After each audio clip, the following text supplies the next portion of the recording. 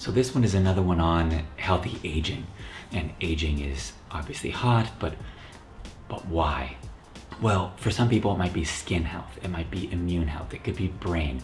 How we define that is obviously critical, but it all starts inside, right? It's not a cream, right? We've been doing creams for decades. We all know that is step 2. Step 1 is on the inside, but I don't like the beauty from within necessarily. It's too trite. We need to broaden that. So for example, you can't put a cream on your liver, right? You can't put a cream on insulin insensitivity.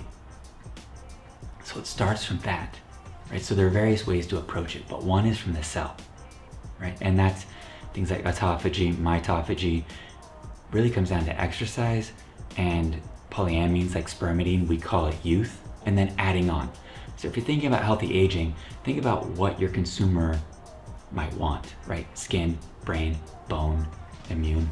What does it really mean to that consumer? And don't forget just NAD, right? But when you're thinking like, okay, spermidine youth, and you want to go like NAD, and you're thinking like our NAD3, you that and niacinamide, for example.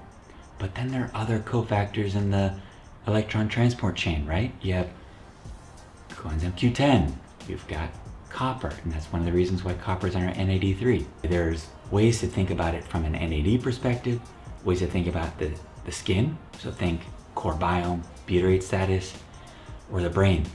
And you could be thinking about membranes like phosphatidylcholine. You could be thinking about choline itself. In the end, it starts with the organs and it starts with the cell. And that often is exercise and what we call youth, spermidine. And I care because I think we have an opportunity to take aging from the outside, creams, to the inside. And that's the core of the issue. Thank you for joining another Formulator Minute, where we discuss formulating in concert with nature and science to maximize human health and performance.